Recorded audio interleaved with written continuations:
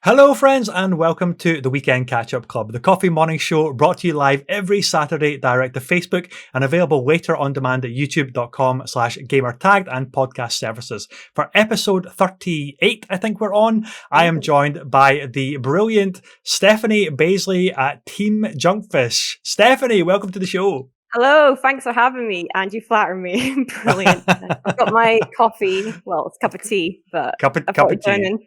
Nice. A fellow Scot as well. It's been a while Yep. since I've had a fellow Scot on the show. Really? We're not that rare, are we?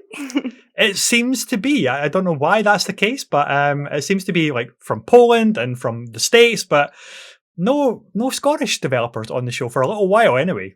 Ooh. So Well, it's good that we can finally represent. Bring it back. Yeah.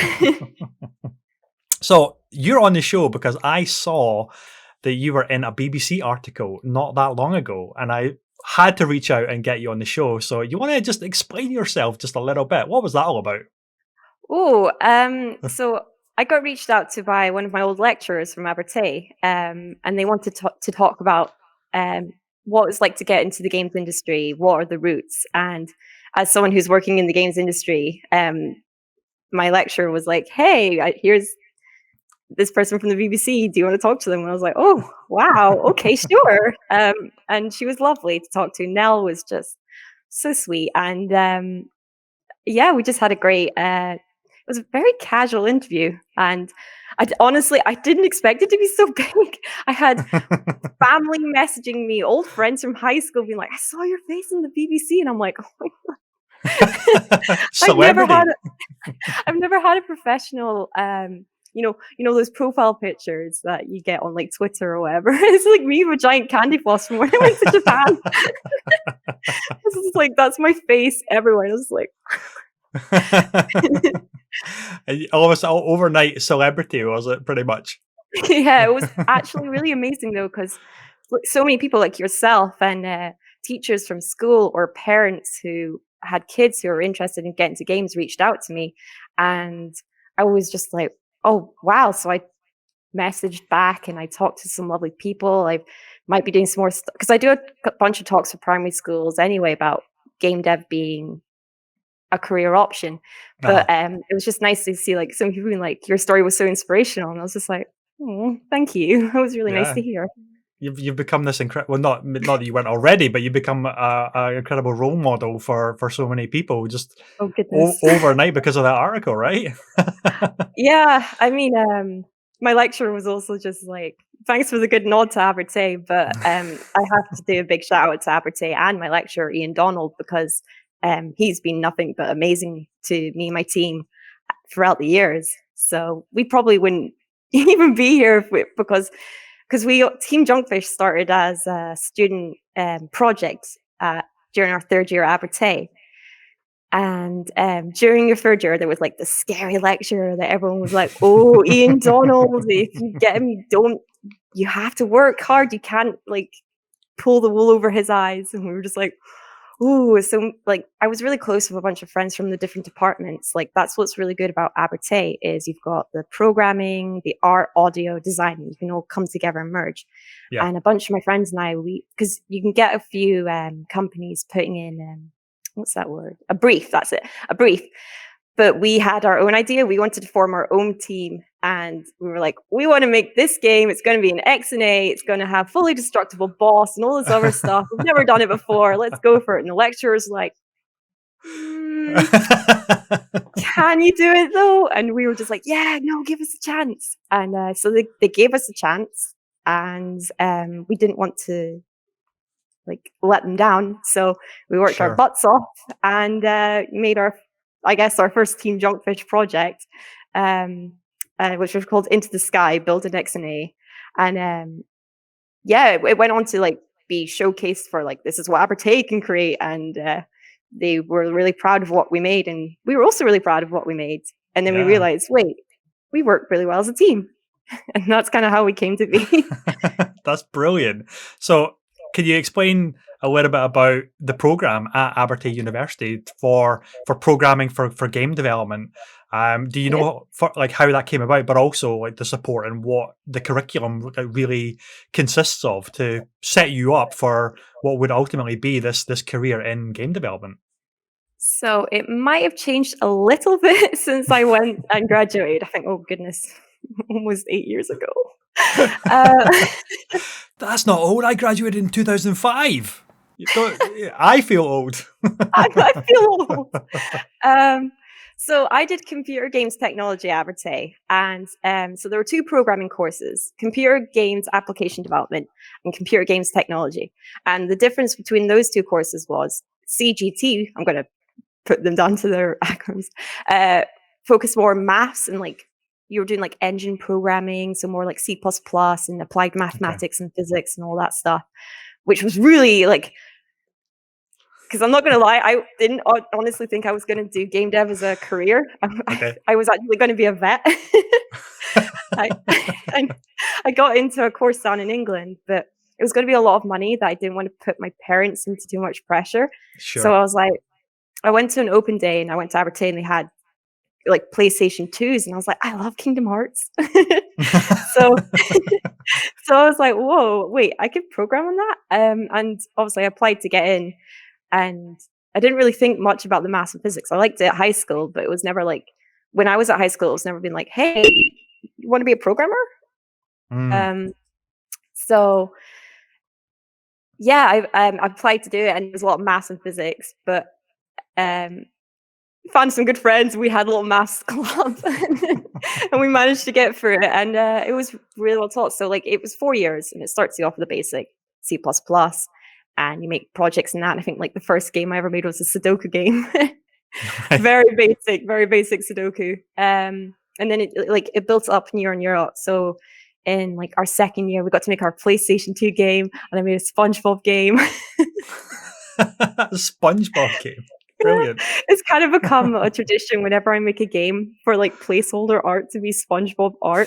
So like from all of our previous games like Monstrum and Attack of the Earthlings and Monstrum 2, I've like snuck in SpongeBob art to make sure the artists know we need to replace it. Has it ever been missed and it's remained in the final game? You're like, oh crap, we got to patch that out really quickly. I wish. Then we'd be like done by copyright, Nickelodeon would be like, no, but I would hate Nickelodeon. I'd love to make a SpongeBob game, just saying. Maybe there's a crossover on the cards that could happen. You never know. You never know. A SpongeBob horror game. But yeah, Abertay has like computer arts as well. So you learn how to animate, rig in Maya and Blender, and I assume everything else with that. And then obviously they've got I think it's called GDP now, Games Design Production, where you learn about designing for games and I guess production and some other stuff.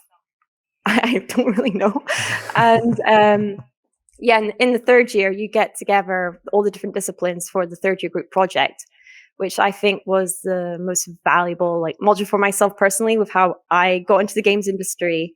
Was it taught you that you need good teamwork, you need passionate team, you need to help each other and be happy to help each other and not be like stubborn.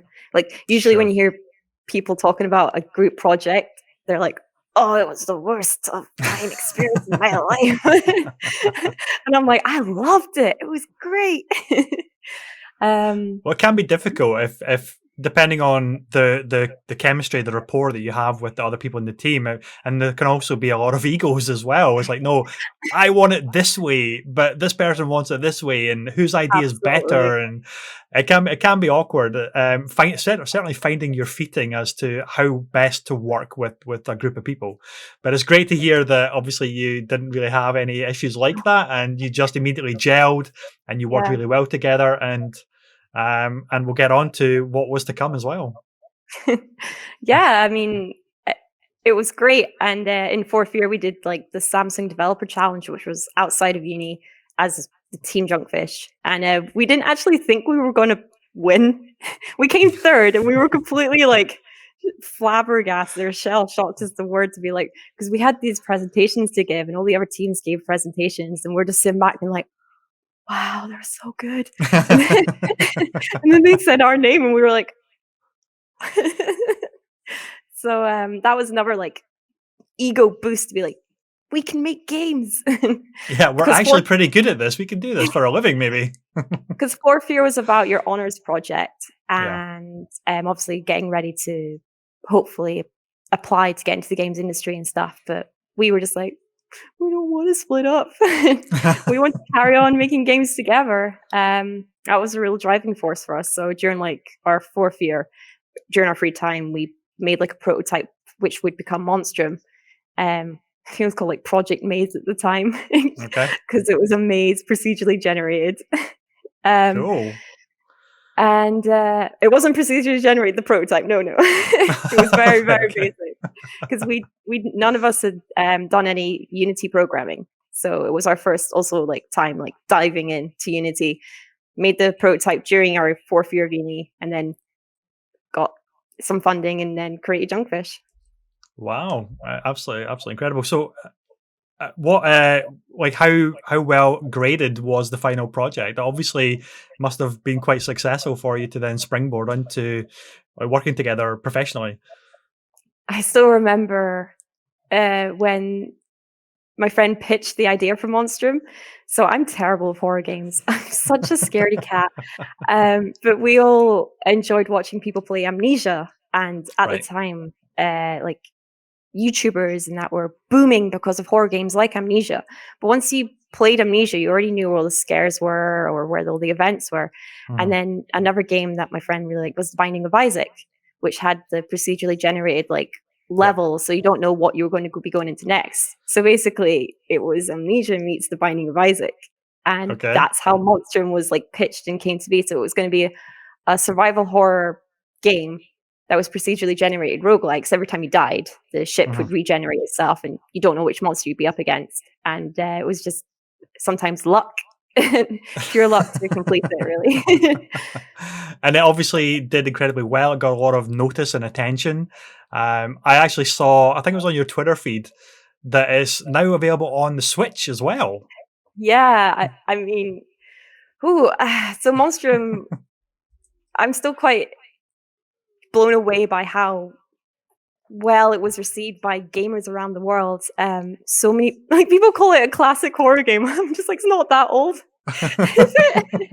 Um, but yeah, it was our first game. It also got nominated for the Scottish Game BAFTA, so that was like a thing to be like in my family, like I'm BAFTA nominated, mom. That's some pretty dope cred you've got already. It's like BAFTA nominated design team. Yeah, I love it. Yeah. So that was really cool.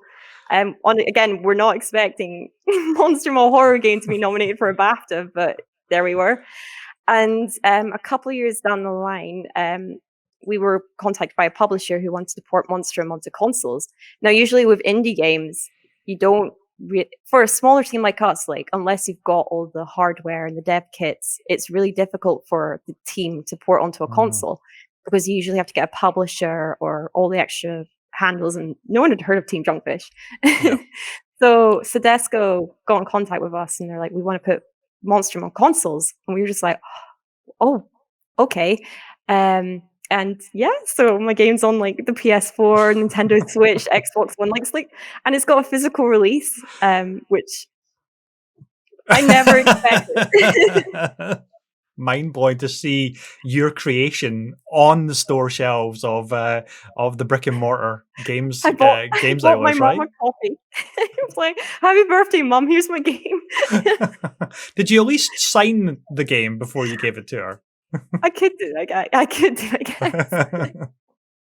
But yeah, no, it's really cool. I think I treated myself to a copy of it on the Nintendo Switch. You're like, I've got a Nintendo game. That's awesome. So, have you noticed that being able to publish games on kind of platforms, home platforms, has become easier? Because I remember before really like Xbox Live on the Xbox 360, it was very, very difficult for indie developers to be able to publish on a particular platform because as you said, you would need a publisher to help you get it there. Whereas now there's a lot of like self-publishing initiatives like on the PlayStation 4 and other platforms as well. Do you find it as an independent developer easier to now get your games out there? Mm, I It still takes a lot of time and effort to get a game onto console because there's so many different hardware specifications that you need to make sure you meet. Whereas versus PC, so you need to make sure it runs 30 FPS everywhere on PlayStation 4. I'm pretty sure was one of the hoops, Right. and it can't have a still image for more than 60 seconds. So there's a bunch of hoops that for a dev team that have never done anything like that before, they might not be aware of. So it can cause Hmm. setbacks.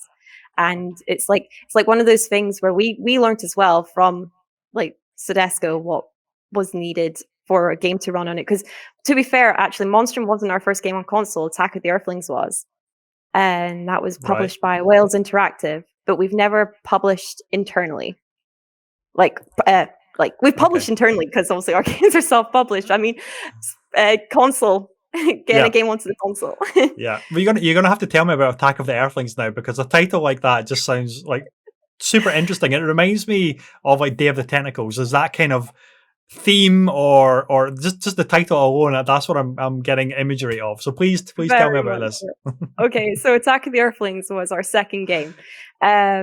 We When we finished Monstrum, we were just like, we need a break from horror. I think we want to stretch our wings and see what next game we could create. And that's what I love about working at Junkfish is everyone's got so many ideas and everyone listens to them. So some people threw their hat in the ring. We're like, okay, here's our next game. Hmm. Idea. So the best way to describe Attack of the Earthlings is reverse XCOM meets the IT crowd. Oh my god, that sounds so good. It That was so sounds much so good. fun. It's a dark comedy game, Okay. very much on the nose humor, and Yeah. it was our first scripted game with voice acting, a sort of plot and story, and it was turn based, so very different than top down viewing, very different to Monstrum. So it was a lot of Okay. fun to spread our wings. Yeah. So basically, humans have landed on an alien planet, as we do, and they're drilling the planet for the resources, and Okay. humans do, and the aliens aren't happy that the humans are destroying their planet. So you play as the aliens infiltrating the drill from the bottom up, and you're it's kind of stealth action, but Okay. it's a corporation that's clearly run by idiots. And it was a lot of fun, yeah. Conceptually, I just love that. I absolutely love that. It's like a pointed message on colonization, but from the perspective of the people who are being colonized. Yeah. I like it. I like it a lot. So, what is that available on all platforms at the moment? I'm going to have to check this out. It's not available on Nintendo Switch, but I'm pretty sure it's on PS4 and the Xbox One and PC. Well, that's getting downloaded as soon as we finish recording. I'm going to be Oh checking my that goodness. I hope you enjoy it. Just the I humor look back on alone. it. I look back on it and I'm like, there's so many things I could do better, but I think that's what every game dev does. They just Yeah. look back on their stuff and they're just like, I could have done that better. Yeah. So I that enjoyed it. was obviously very different, creatively very different, tonally very different, and probably technically very, very different as well from Monstrum. What was that like to start that creative process to land on this style of game, but also then, okay, the steps you need to go through to expand on the writing, expand on the art, the different types of mechanics that are involved in this game? So it actually went through a couple of iterations because I think when it was first pitched, it was more serious in nature, more XCOM feel, Okay. where you're playing aliens and it's all super sci-fi. And I think just our designers at the time were like, what if? And it just kind of spiraled there from there. So as well, other members of the team would so Grant and Graham were our designers, and they would have so much fun coming up with silly things they could put in. So Graham would be like, I want it to rain donuts.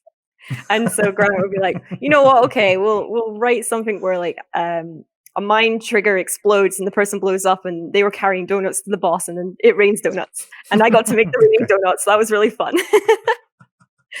They're trying to make this crazy stuff plausible from a narrative perspective. Okay, how are we going to get the donuts to rain from the sky? And then you build this narrative into it as to, Yeah. okay, that needs to happen in order to rain donuts. So what was different with Attack of the Earthlings and Monstrum was Attack of the Earthlings, the levels were all preset and designed. Okay. Whereas like Monstrum had like certain features that were like a jigsaw and then would randomly create the world around it. So that was a very big difference between Attack of the Earthlings and Monstrum. And so Attack of the Earthlings gave us a bit more freedom to create set pieces with like voice acting and text dialogue. So there's like this radioactive goo, and there's this like two guys like in armbands just splashing each other, being like, "Ooh, that tingles!" It's just we just had a lot of dumb fun with that.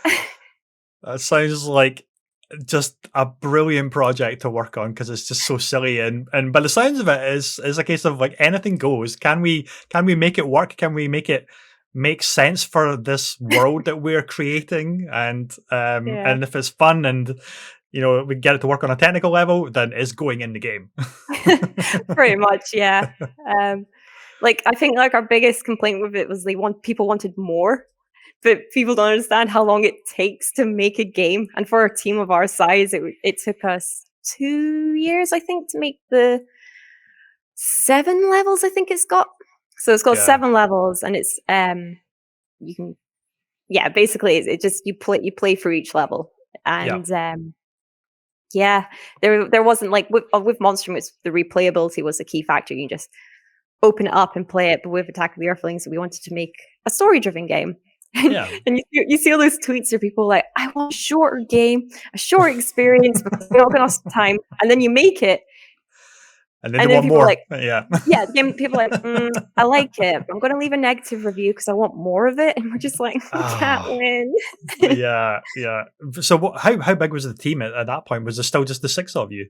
10. So there was 10 of us from you. Monstrum and 10, 11 for Attack of the Earthlings.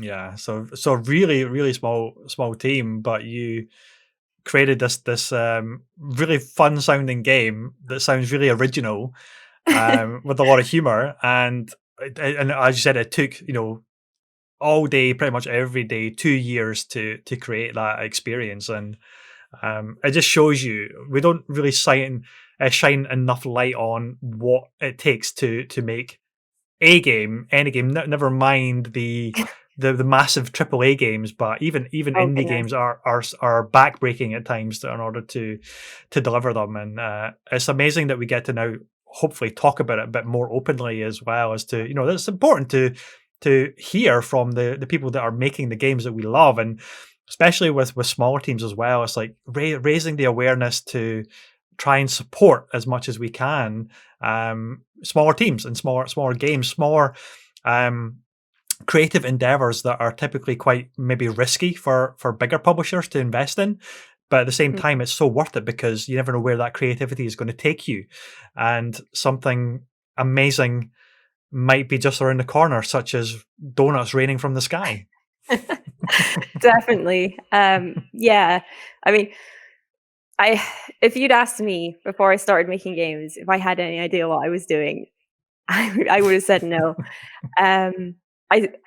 I feel like I've bumbled along the way, but over the years, I've definitely been like, okay, we need to remember we have to controller support, key bindings, menus. There's so many extra things that you don't think about when you're making the game that are like essential and needed. And as you said, being a smaller team, you don't really publishers. It's a bit harder for them to take the risk on a team that like new, fresh faced out of uni. Because usually you hear about publisher deals with smaller companies, but they're like industry veterans or they've all worked at AAA studios before. So it's just kind of like, I guess the publisher would be like, okay, I trust them. They've done this before. So yeah, games industry is, it's a bit weird for smaller teams. Yeah. And so that decision to leave university and stick together as a team to create your own games, was that always the decision, or did you maybe originally think that you're going to apply for game dev jobs to maybe get some experience behind you and then maybe at a later point come together to create your own projects? But it seems like it was always from the very beginning, we want to just do this like straight from the off together. Yeah, I mean, it was definitely like the focus of you've got to get a portfolio ready and you've got to try and start applying for stuff. But we were just like, we want to make our game. We literally did the indie dream. We had a living room where the 10 of us worked, one toilet. I'm sure that was fun. Capital F. Fantastic. So let's talk a little bit about because we talked about the program at Abertay University, about how it was teaching you like C++ and lots of different aspects of the like game development production.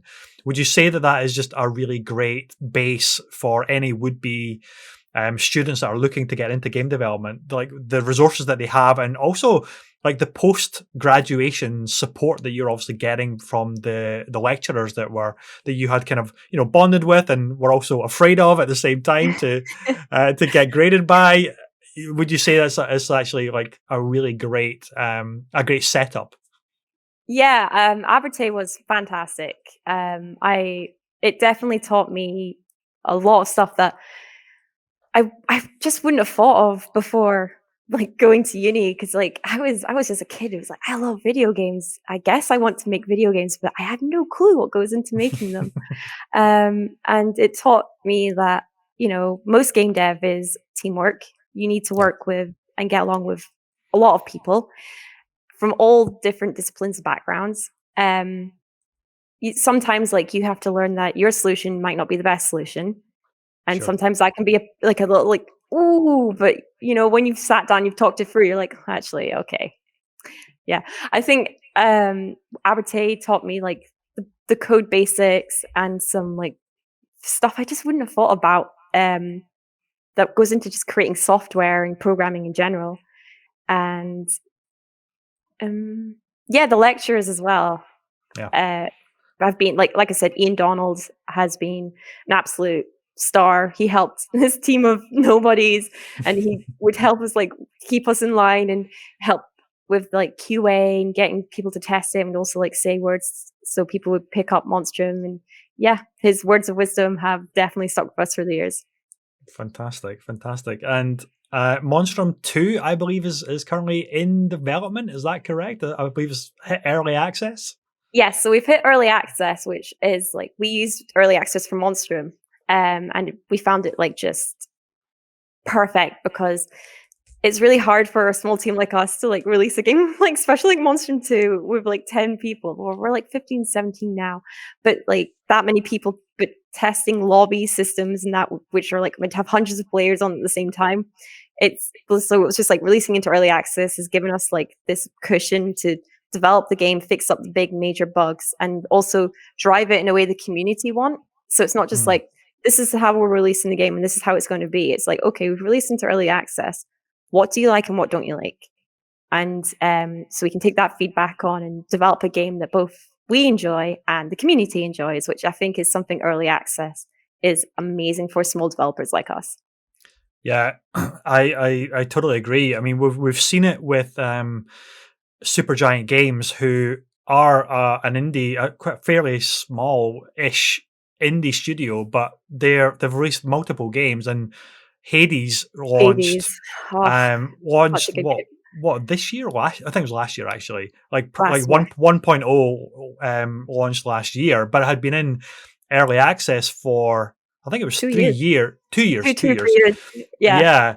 And that is a great example to other smaller developers to show how you can create with vital feedback that you're getting that you would never get on a QA process because of the scale more than anything. You've got millions of people that are trying out your game, giving you feedback, and you're pushing hot fixes or big updates to see what can help to really shape and improve the game experience and ultimately make a phenomenal product at the end of the day. And you know, it won BAFTAs, it's won the Game Awards. And it really just shows you what can be done when game development can be a bit more open in terms of the whole process behind it. And okay, if there was, it's great that developers can have a singular vision as a team, a singular vision for what they want to create. But there's also a lot to be said about working in tandem with your fan base as well to really improve and take it in a direction that maybe you weren't necessarily expecting or maybe thought about. So hugely vital. Yeah, early access can be incredible. Yeah, it helped us with Monstrum 1. It helped us shape certain things. So like my favorite story is when we released Monstrum 1, we had like these steam pipes. They were like traps in the ship, and they were an instant kill. And it sucked. Right, okay. It did suck. But with the feedback from the community, we were able to go to the designer and be like, please, they hate it. We hate it. Can we change it? And Yeah. that's like the prime example I use of like listening to the community, changing the game to what the community enjoy. And yeah, Amazing stuff. Yeah. Do you think that's a model that you the company as a whole may stick with, or do you just kind of take it on a project by project basis? If you think actually early access would be really beneficial here, but maybe in the future you may not want to do early access, and because it's a different style of game, what's So the potential Attack thoughts of the there? Earthlings. Attack of the Earthlings wasn't early access. I think we just released that as like, here's the finished version, and we also did some bug patches and all these fixes. But we knew we were going to come back to doing Monstrum because everyone was like, "Where's Monstrum 2 coming out?" And at the time, everyone was like, "We want multiplayer Monstrum," and we were just like, "Okay, multiplayer game, okay." Yeah. But also, we also wanted multiplayer because we wanted to play it with our friends, be chased down. So we were just like, okay, so we made prototypes in Gary's mod. So we used Gary's mod and made a very basic Monstrum multiplayer. It was bad, but it was playable, and it gave us like the idea of like what could work and what couldn't work. And that was also like why we went with a player-controlled monster versus an AI-controlled monster. Because a player-controlled monster was a lot more unpredictable. Whereas like in Monstrum, if I'm being chased by a monster, I know the AI because I helped program it and all that stuff. But it's like if I go into a room and I hide, I'm like, okay, the monster's got 3 hiding spots to check. It'll randomly check if it's been chasing me 2, if not 1. And if not, I've got a chance to get away and all this other stuff. But if I'm playing against a human player, I'm like, did they see me get in here? I don't know. Oh god, oh.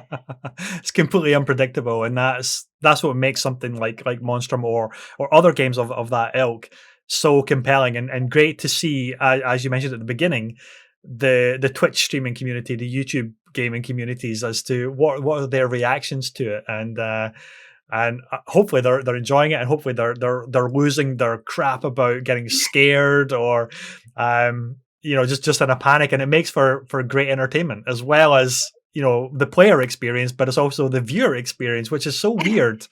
Yeah. And how popular platforms like Twitch can really accelerate a fan base and an adoption of a particular style of game that maybe wouldn't necessarily get a huge lot of exposure on its own. It's just fascinating to see how gaming can really transform and constantly move and change and evolve.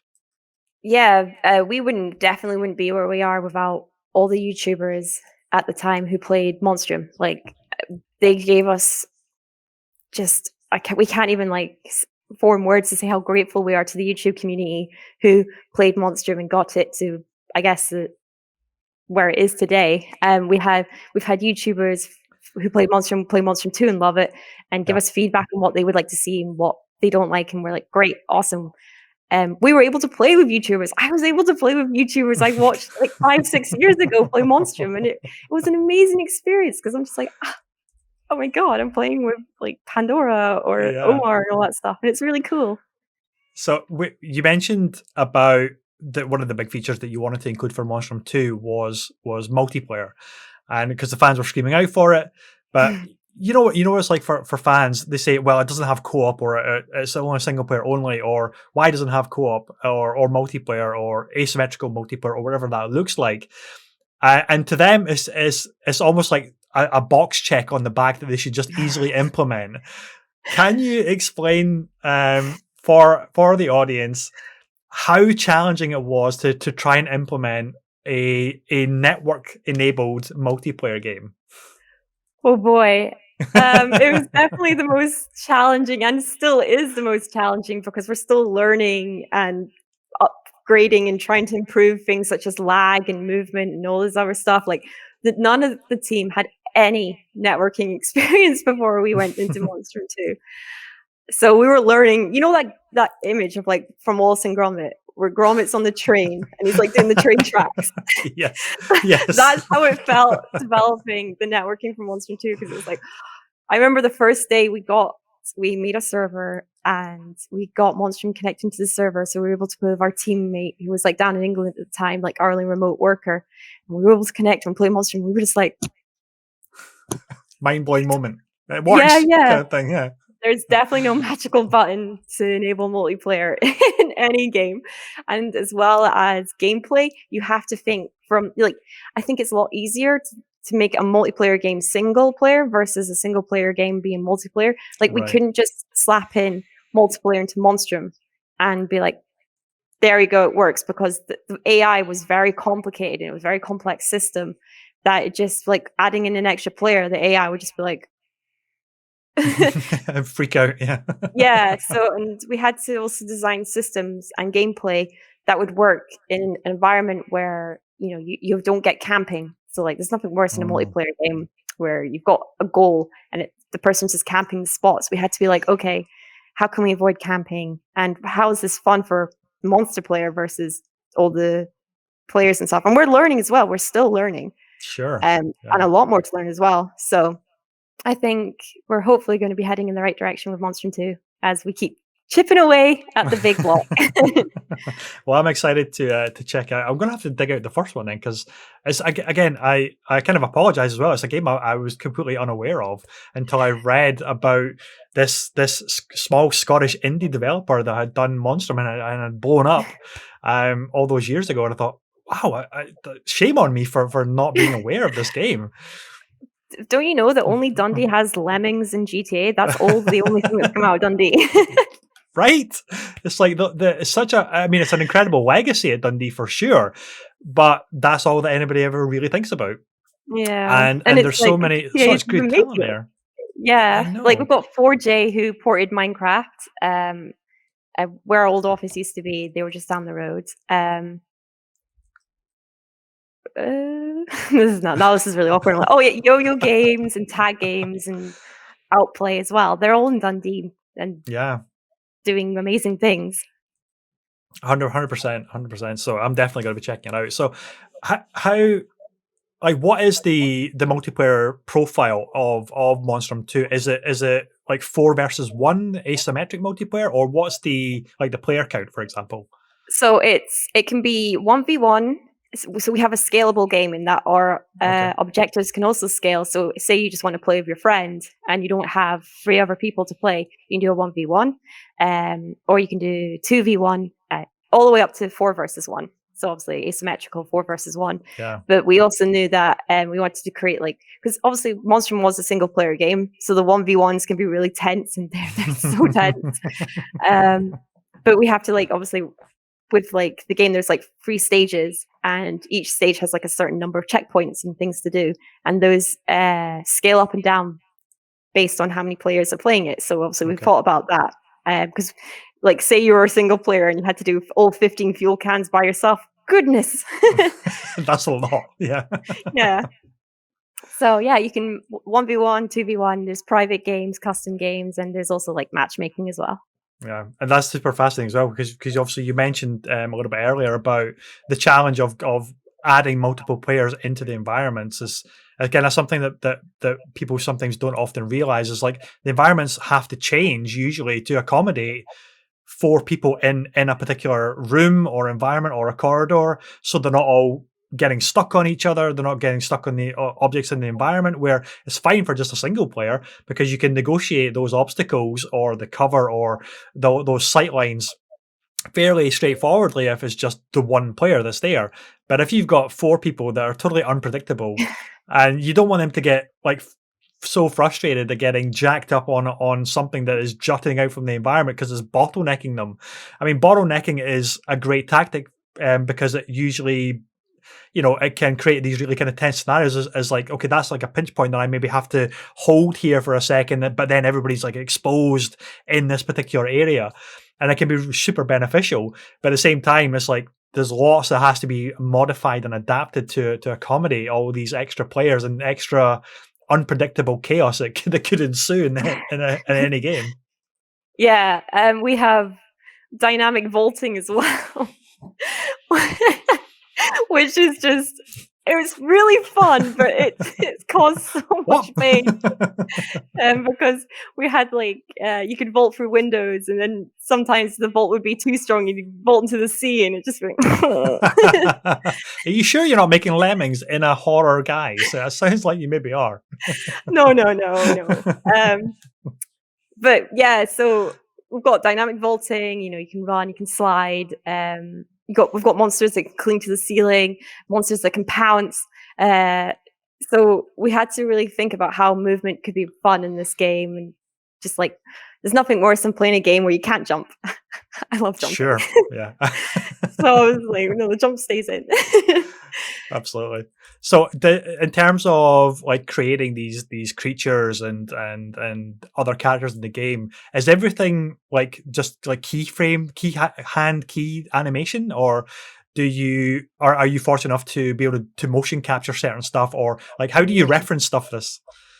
So our animator is amazing. He does such a great job, because he has to do so many animations.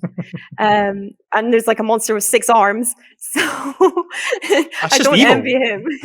I think you're deliberately giving him a hard time by giving him extra arms and appendages to animate. I didn't design the monsters. No, not me. But yeah, so no motion capture. I mean, it would be nice, and obviously it would make for like more realistic like facial animations and stuff, but again, it's like budget, scope, time. We've never done anything like that before. We did what we could with the time we have and the skills that we had at the time. 100%, yeah, absolutely. I mean, it raises the bar, but it also raises the cost and the time and everything that goes into it that you don't often have the luxury of that. But I was saying that there's something great about hand key animation as well. This is very, very can be very unique and very kind of different, very stylistic, which is sometimes better that if you're not necessarily going for hyper realism or that kind of direction with a game design.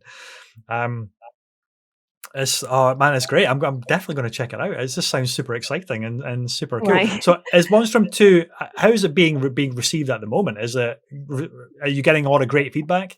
We're getting a lot of great feedback. Obviously, we've released, and it's not as like high numbers as we were expecting, but it's also good because it gives us time to fix it up and make it a lot more stable, because time was tight and we had to just get the game out to meet deadlines and all this stuff.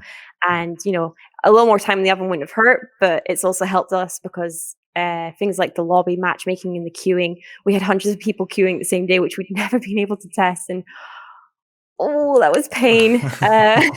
But now that our lobbies are a lot more stable, it's great. We need to focus on like our performance. That's always the thing with games, like trying to get it work on potato hardware, as people like to go on about. But again, it's already been like such invaluable feedback with, these are things they don't like and these are things that they do like. And we're just planning on just hashing away and getting like as much as we can do. Like we've got lots more down the pipeline. Like right now it just feels like we're trickling updates, but that's because we're very busy on some things I can't say much about yet. Sure, of course. It takes a long time to create these things. So ultimately, what is the goal? What's it going to be launching on platform wise? Right now we're focusing on PC. We want to get the PC version as stable as can be first before we think about console. Yeah, that makes total sense. And what advice would you give to any would-be student that wants to get into game dev? Figure out what you want to do. So if you're like really passionate about like one core element, so say you love programming hair physics or cloth physics, you'd be great for like a AAA game company who have like the team who can spend time and hours just making a cape system, But if you want to program lots of like some weird VFX shader, and then you're jumping about and you're doing all these like puzzles and adventure games, then like smaller scale companies are your thing, I would think. So it's like just find where your passion is. Like if you like making games and just like you don't care about the size of them, just like I want to create simple, small, fun things with a good group of people. I definitely think indie dev is like the best way to go for that. But if you're like really want to make like the best ragdoll system you can, then there's definitely places for you, like AAA studios, like a Rockstar or something like that. Yeah, there's so many amazing and varied studios and just out there, thousands upon thousands, all doing different things, all scales as well, and it's such a treasure trove of possibilities, and especially the indie scene. The indie scene is so incredible, and the variety of what gamers get. Man, we're spoiled. We're so spoiled with these creations that developers like yourself give us. Oh, you flower us. But absolutely agree. Like you got the Goose game, which just came out of nowhere and everyone loved that. I love Fall Guys. I play a lot of Fall Guys with my friends. Yeah.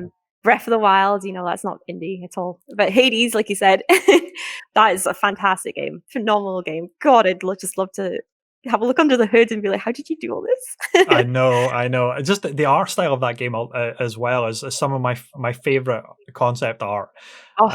Gen Z is the art director at Supergiant, and man, just incredible. Like how I wish I could draw like that. I really do. I used to be good at drawing, and then I moved into design where it's more kind of computers. But now to pick up a pencil and draw like that, it's like, it's so envious of people that can do. There's no Control Z. Right, I know, there's not. It's like you have to hand draw everything, and can I copy paste stuff? No, I can't.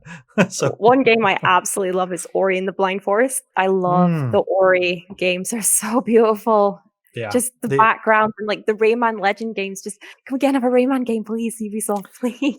That has to happen. Rayman Legends is such a great game, but I'm 100% with you on the Ori games. Blind Forest and Will of the Wisps are just spectacular, and I've been playing Will of the Wisps on my Series X, which has it's a super sampled 6K image down to 4K, and as if the game didn't already look incredibly sharp and vivid, and the parallax scrolling effect and depth of field effects are in that game, with everything bristling with the rain or the bioluminescence of the flowers in that game as well. Just is incredible. It's like impossibly sharp, but also beautifully animated. I can't understand how they managed to get the animation so perfect. The VFX and all the just animation and the music. Oh my god, the music! I love it. I love it so much. I get goosebumps playing Ori games. Yeah, 100%. So very very quickly, what are you playing just now? What is your go-to to kick back and relax with? And also, what are the games that you've seen that like really inspire you? You obviously mentioned Ori as one of them. Well, I've been playing a lot of Fall Guys because I can play with my friends, and we just like slap on the Discord, especially in like lockdown and everything that's going on in the world. It's just great to play multiplayer games with your friends. So play a lot of Fall Guys. Sometimes Breath of the Wild because I chip away at that ever so slowly, and it really annoys all my friends of how slow I play that game. But I'm just like, gotta get those Korok seeds. How many crowns have you gotten in Fall Guys? Out of curiosity. I think I've got like I'm close to like 80. What? I don't even have one. No, I think I do have one. I managed to grab one when I was doing a charity stream. I did it on stream, but that was the only time I've ever had a crown. They've introduced squad goals where you play with your friends and say you get knocked out early. So you've got your team of 4 and you get knocked out early. But if your other teammates like finish the round really well, you can still go through to the next round. And I think that mode has added so much to the game. I'm such a Fall Guys fan. Who would you want to see as a skin in the game then? As that unlockable DLC skin or something? Ori, get Ori in. No, I mean Monstrum. Obviously, get Yeah, Monstrum crossover with Fall Guys. Come on. Could you imagine a giant Fall Guys? Yeah, a giant Fall Guys bean person in Monstrum. And also a monster in Fall Guys. That's the crossover needs to happen. Oh my goodness. I could maybe see the brute working it, because what was really cool is there's a game dev series called Dark Deception, and made by Glowstick Entertainment, and Vince and that are just absolute golden, amazing people. And they got in contact with us and were like, we'd love to include Monstrum in like a multiplayer DLC horror game that they were making. And we were like, yeah, that's so Wow, cool. yeah. And then they got like Silent Hill. So I've got my IP and the game was Silent Hill IP. And like 16-year-old me be like, oh my God. So your degrees of separation between you and Hideo Kojima has just drastically reduced. Call me. I can make good horror games, I promise. My God, that's amazing. Oh, so that brings us pretty much a wrap for this week's show. Stephanie, it's been amazing talking with you. Thank you for jumping on a call and doing this. Well, thank you for having me. Sorry for the waffle. No, it's they're the best shows when you just ramble on about absolutely anything and you don't know where it's going to go. Well, hopefully there's some good insight for people listening. So where can people get in touch with you or with Team Junkfish if they have questions or need advice or about anything? Well, my Twitter is @SteffersJF. DMs are always open. Junkfish's Twitter is the exact same. I think we've got a Junkfish Discord, which like the team interact with. So if you have any problems with the games or just want to talk, it's a really nice community there.